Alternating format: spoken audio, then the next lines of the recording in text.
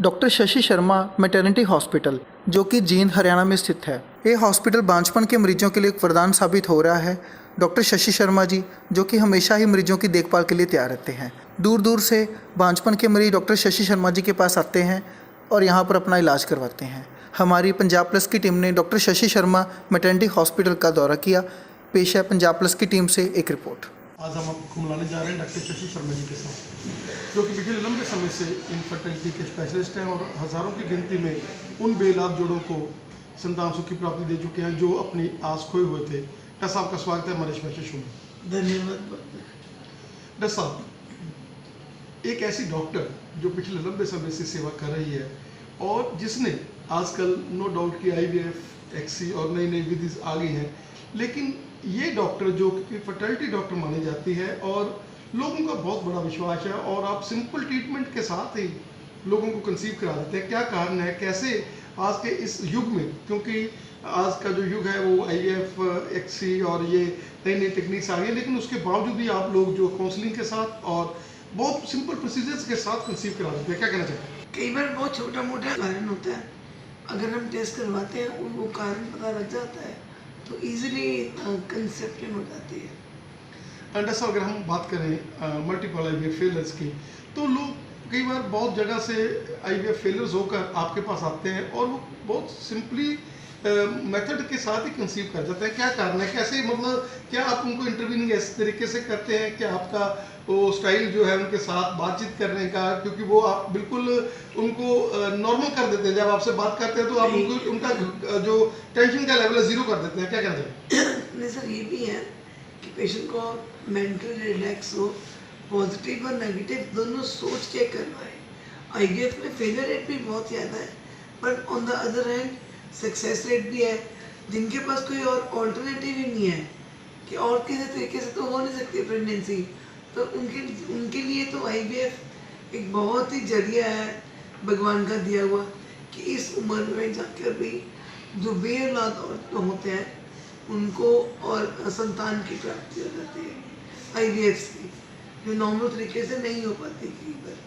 Doctor साहब, IUI के क्योंकि IVF तो अभी थोड़े समय से प्रचलित हुआ है, लेकिन आपने IUI के साथ ही बहुत सारे जो है अपने ज़िंदगी के ऐसे साल गुजारे हैं और ऐसे बेलाद जोड़ों को संतान की प्राप्ति, उसके बारे में क्या कहना चाहते हैं? IUI अच्छा मेथड है, नॉर्मल से ऊपर है, तो पर एज कम्पेयर टू IUI के रिजल्ट्स कम है। तो आजकल तो यही है कि we prefer IVF rather than IUI। Doctor साहब, कोई समय था जब प्रेगनेंसी को एक सिंपलिसिटी प्रेगनेंसी माना जाता था, लेकिन आजकल तो ये एक पैकेज बन गया है और बहुत मुश्किल। जैसे पहले लोग कंक दो रहे होते थे तो बच्चे जन्म जाते थे और 6-7 बच्चे होते थे, फिर भी उनकी फिजिकल हेल्थ जो बहुत बढ़िया रहती थी। लेकिन आजकल तो 1-2 बच्चे हैं और उसके बावजूद भी जो है मेंटल इलनेस की तरह जो है आज की जो नई यंग जनरेशन है उनको में कोई मतलब वो जैसे पहले वाली बात थी, प्रेगनेंसी के साथ ही काम भी करते थे, सारा घर का जिम्मेदारी होती थी, क्या कहना है? नहीं, मैं तो ये कहना चाहूँगी कि pregnancy is not a disease, this is a normal change. और जो लोग और ना ही लोगों को इसको मतलब बहुत सीरियसली लेने वाली बात होती है, this is a normal thing happening in the body, जो नॉर्मल है वैसे। और कोई भी नॉर्मल प्रेगनेंसी में कुछ भी ऐसी ज़रूरत नहीं होती कि बेड रेस्ट दे दो पेशेंट को या ये खाए वो खाए। जो भी नॉर्मल है वैसे करें, रूटीन में अपने नॉर्मल काम करें। हाँ, जो कहीं में कॉम्प्लिकेशंस है उनके लिए ठीक है, अदरवाइज प्रेगनेंसी ऐसी कोई भी चीज़ नहीं है, बीमारी नहीं है प्रेगनेंसी, ये तो भगवान की दी हुई देन है, बीमारी नहीं है और इसको नॉर्मली लेके चलना चाहिए। डॉक्टर, जो आपका ये जींद में अपनी सेवाएं करते हुए लंबा समय गुजर गया और उसके बाद आपने अब कुरुक्षेत्र में भी, क्योंकि बहुत सारे पेशेंट उधर के आते थे और आपको रिक्वेस्ट करते थे, उसके बारे में बताएंगे कुरुक्षेत्र वाले सेंटर में क्या क्या सेवाएं हो रही हैं? कुरुक्षेत्र में यही सेवाएं हो रही हैं, सारा गायनी का काम, डिलीवरीज, ऑपरेशंस, कोई भी यूट्रस का ऑपरेशन है या किसी भी तरीके की औरतों की बीमारी है वो, प्लस IVF, उन IVF की सेवाएं वहाँ पर दी जा रही है 5 साल से। एंड IVF इंट्रो जो फर्टिलाइजेशन है उसके बारे में क्या कहना चाहेंगे? IVF है क्या एक्चुअल में?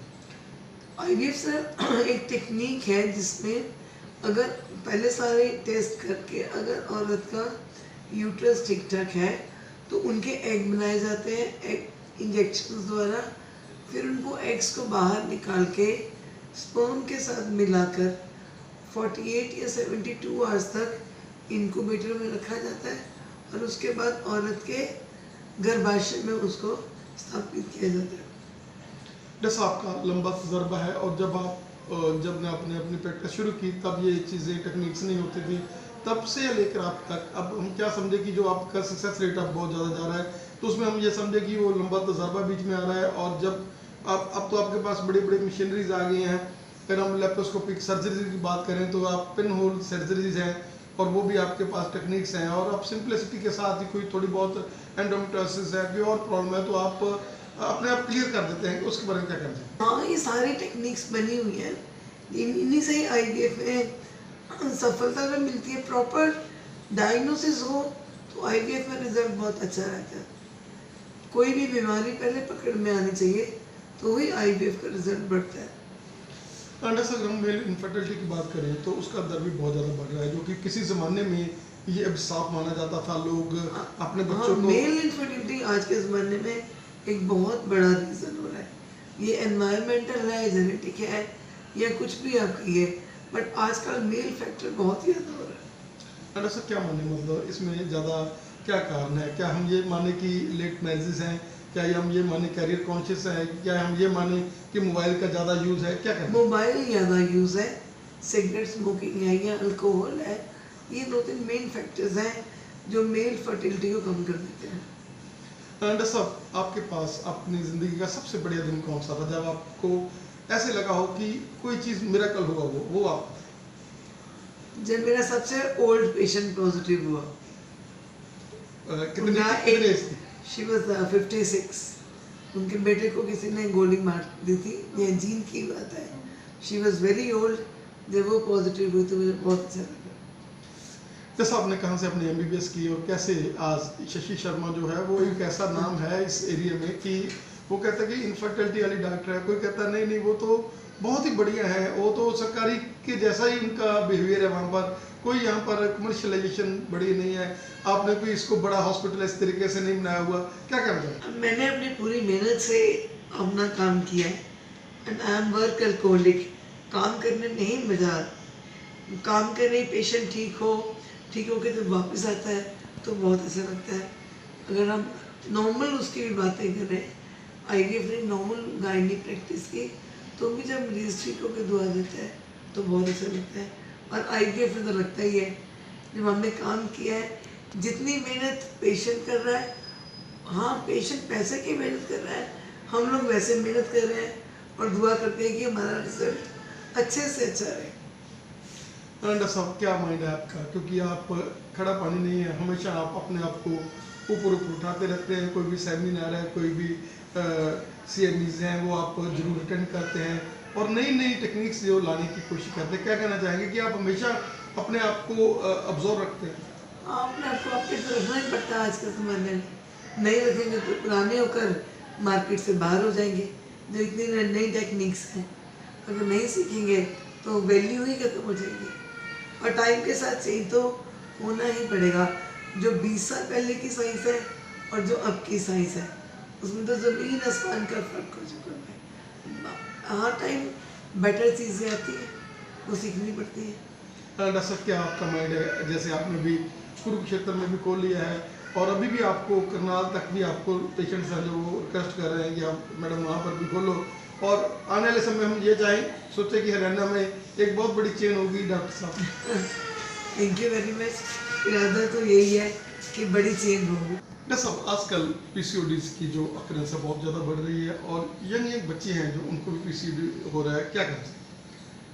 यंग बच्चों में जो PCOS का मेन रीज़न उनका डाइट खराब होना और एक्सरसाइज ना करना है। और कुछ हद तक जो आजकल कहते हैं कि ये फ्रूट्स में या सब्जियों में जो इंजेक्शन लग जाते हैं, ये वो भी एक बहुत बड़ा रीज़न है। बच्चे एक्सरसाइज नहीं करके राजी, एक्सरसाइज करें तो PCOD ठीक हो जाए। एक्सरसाइज नहीं करते हैं, वेट गेन होता है, डाइटरी हैबिट्स खराब है तो वेट गेन हो रहा है। और ये एक विशियस साइकिल है। वेट गेन होगा, पीसीओडी बढ़ेगी, पीसीओडी बढ़ेगी एंड अगेन वेट गेन होगा। जैसे हम सिस्ट की बात करें तो लोग कई बार लाइटली ले जाते हैं सिस्ट को कि कोई बात नहीं, ये तो पानी वाली रसोली है, ये तो ऐसी रसोली है। लेकिन कई बार वो रसोली हैं जो बहुत विकराल रूप धारण कर लेती हैं, और लोग क्योंकि आजकल लोगों को ऐसे होता है कि चल किसी तरह सर जाए, किसी देसी कर लिया, कोई और अपने टोटके आजमा लिए। क्या कहना चाहेंगे कि सिस्ट के केस में लेडीज़ को आजकल बहुत ज़्यादा अवेयर होते हैं? नहीं सर, ऐसा नहीं है। सिस्ट नॉर्मल भी है एंड डॉक्टर को ये पता होना चाहिए कि दिस इज सिंपल सिस्ट या कॉम्प्लेक्स सिस्ट। सिंपल सिस्ट में लेस देन 6 सेंटीमीटर कोई सर्जरी या उसकी ज़रूरत नहीं होती है। If it is more than 6 centimetre तो ज़रूरत होती है, और वो भी देखना होता है कि ये कॉम्प्लेक्स है या नहीं है। कॉम्प्लेक्स है तो रिमूव या टेस्ट कराने पड़ेंगे या उसको रिमूव करवाना पड़ेगा। सिंपल सिस्ट में कोई ऐसी बात नहीं होती, ये ड्राई आता जाता है। मैं ये नहीं कहना चाहती, पर फिर भी हमारी प्रैक्टिस आजकल कुछ डर वाली हो गई है, डराने वाली प्रैक्टिस है। ऐसा कुछ भी नहीं है सिस्ट में। जैसे हम थायराइड की बात करें तो थायराइड एक सिंपल सा नाम है, लेकिन आजकल लेडीज़ में बहुत ज़्यादा इसका अकरेंस बढ़ रहा है, वो क्या है? थायराइड का occurrence as such not ladies में नहीं, सब में ही बढ़ रहा है। आई डोंट नो कि what is the reason, but thyroid male female दोनों में ही बढ़ रहा है। और कई बार थायराइड के ट्रीटमेंट से भी आपने अपने पेशेंट्स को कंसीव कराया? बिल्कुल, थायराइड नॉर्मल होना प्रेगनेंसी के लिए बहुत ज़रूरी है। प्रेगनेंसी ठहरने के लिए भी ज़रूरी है, और आगे ड्यूरिंग प्रेगनेंसी ब्रेन डेवलपमेंट के लिए भी थायराइड बहुत ज़रूरी है।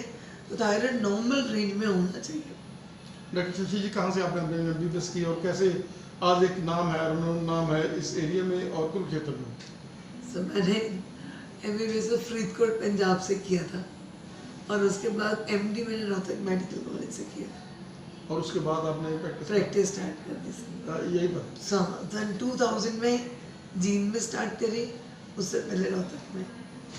20 ईयर्स हो गए जींद में। ऐसा क्या आपका मैसेज रहेगा हमारे देखने वाले दर्शकों को, किस तरह से आज के जो यंग बच्चे हैं, जो इनफर्टाइल कपल्स हैं, जो भी इस चैनल के माध्यम से देख रहे हैं, कि अगर इनफर्टाइल हैं तो भी कोई घबराने की जरूरत नहीं है, अगर आईवीएफ फेलियर भी हो चुके हैं तो भी घबराने की जरूरत नहीं है। क्या कहना चाहेंगे कि ये चीज़ तो माइंड के साथ भी ज़्यादा जुड़ी हुई है, और ये भगवान की देन भी है, जैसे आप करते हैं कई बार, तो वो रिजल्ट है जो भगवान की दया से भी बहुत बढ़िया दिखता है। रिजल्ट तो भगवान की दया से ही अच्छा आता है सर। मेहनत सब में बराबर करी जाती है, सबके लिए एक जैसी होती है, पर आखिर में भगवान की देना है, जिसको देना है उसी को देना है भगवान। सर, क्या क्या फैसिलिटीज़ आपके दोनों हॉस्पिटल्स में, हम जींद की बात करें, करनाल अपने कुरुक्षेत्र की बात करें, क्या क्या फैसिलिटीज़ अवेलेबल हैं दोनों? मेरे पास सर पूरी फैसिलिटीज़ है। लेडीज़ की बीमारी की कोई भी डिलीवरी है, सिजेरियन है, हिस्टेक्टमी है या सिस्ट रिमूवल है, या कुछ भी, सारी वो, प्लस आईवीएफ इक्सी टीसा, ये सारी चीज़ों की फैसिलिटी दोनों जगह पर है। अल्ट्रासाउंड दोनों जगह पर है, हिस्टेरोस्कोपी दोनों जगह पर है। डॉक्टर साहब का बहुत बहुत धन्यवाद। हम चाहेंगे कि इस चैनल के माध्यम से आप जैसे डॉक्टर जो इतनी सेवा कर रहे हैं इन इलाकों में, आपसे हम लोग बार बार रूबरू हैं। आपका धन्यवाद। धन्यवाद।